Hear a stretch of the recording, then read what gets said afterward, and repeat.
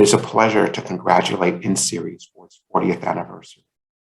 InSeries has continuously produced some of the most interesting and dynamic art in Washington for 4 decades. I know that Tim Nelson and his team has even better plans for the future. I know this because I was privileged to work with them on their strategic plan over the past year. This plan will ensure that InSeries has the resources it needs for the years to come. I congratulate Tim, the wonderful board of InSeries, and the stupendous staff for all that they have accomplished, and especially look forward to all they will accomplish in the years ahead. Congratulations.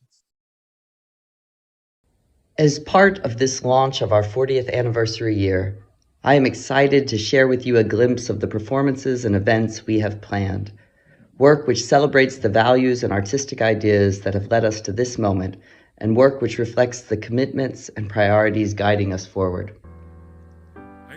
Once again, InSeries is being asked to respond in the moment.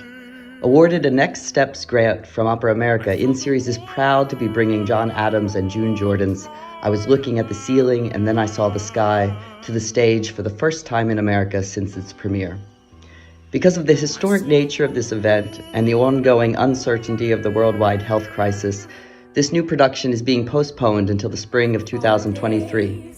And in its place, InSeries with partner Theater Alliance will begin a year of lifting up the spirit and collaborative work of poet June Jordan, with March performances of settings of her poetry by composers like Leonard Bernstein and Adrian Torf, and groups like DC's own Sweet Honey in the Rock, alongside readings of the searing language of this prophetic 20th century literary voice.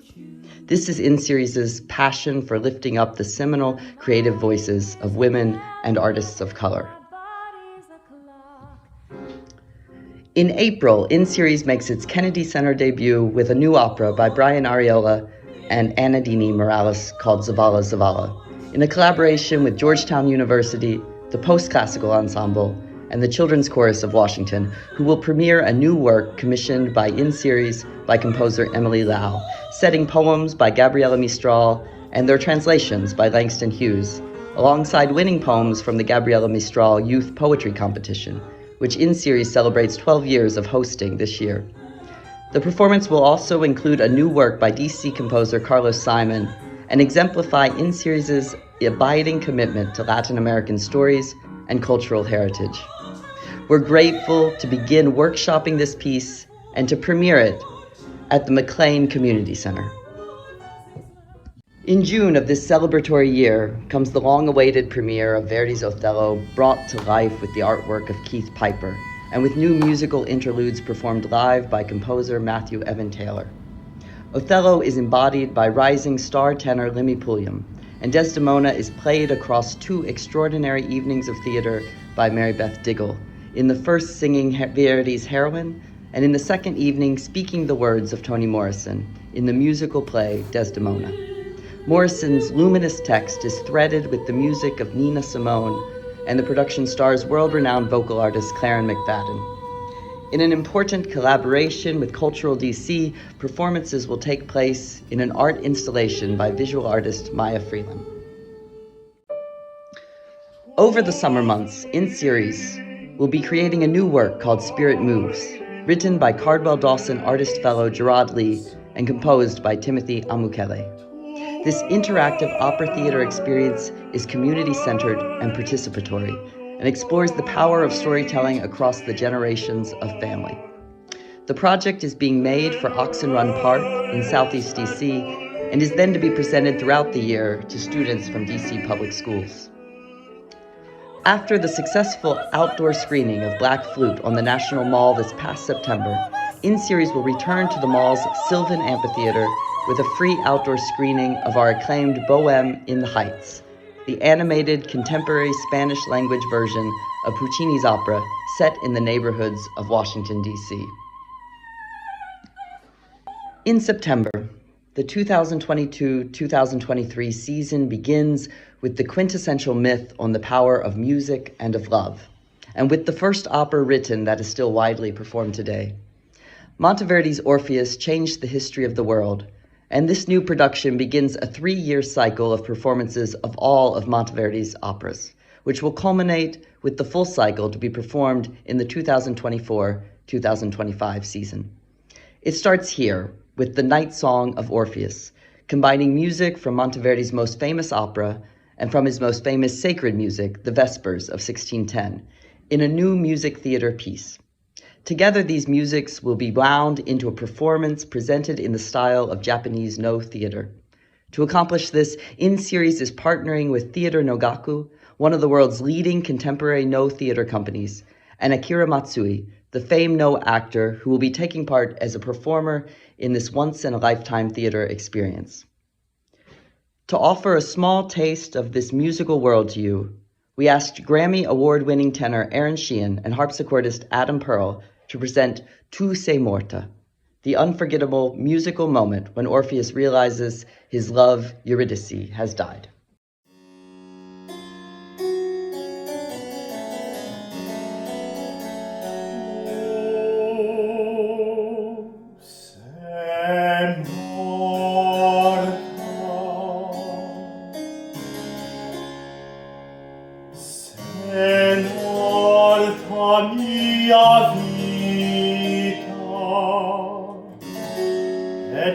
Io respiro,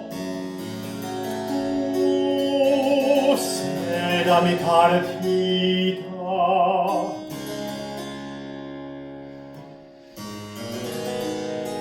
sedami partita per mai più non tornare, ed io rimango, no, che se persi alcuna cosa fondo, andrò sicuro più profondi abissi. Intenerito il cuore del re dell'ombre, ecco tra notti a rivedere le stelle,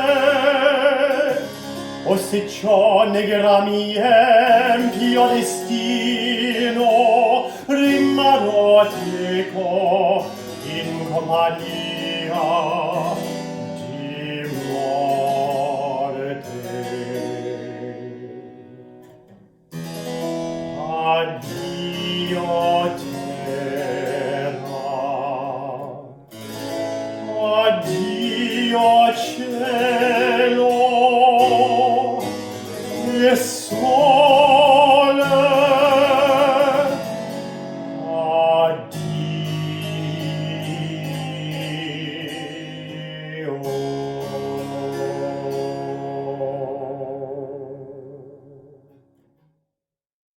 In-Series has long been a champion of the music of Mozart. And from its very earliest days, In-Series has been presenting music in innovative reimaginings as a core part of its creative work. In-Series has created productions of all of the operas Mozart wrote as a mature composer, from Idomeneo to the three Da Ponte operas, to the final two operas La Clemenza di Tito and The Magic Flute, each multiple times in the last 40 years. Mozart's music lifts up the value inherent in human life. It holds within it the joy and sorrow and humor of what it is to be alive. It is audaciously inclusive.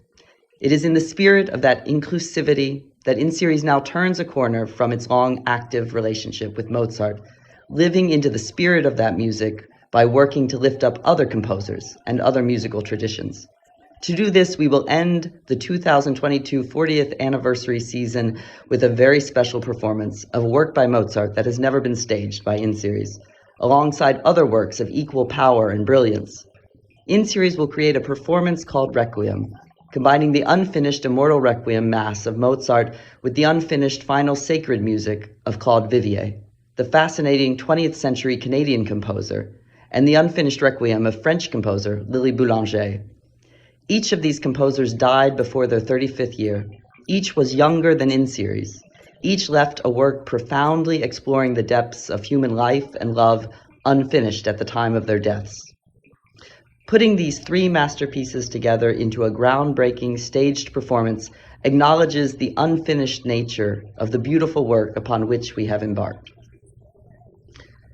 Crossroads are liminal spaces where we have the opportunity to look in all directions, to understand ourselves better, and be aware of the act of journeying. For me, this is what our 40th anniversary celebration year will be about. I so look forward to being a part of that journey with you. We ask Judy Yannini and organist Michael Lodico to share the Pie Jesu from Lily Boulanger's Requiem with you to hear today.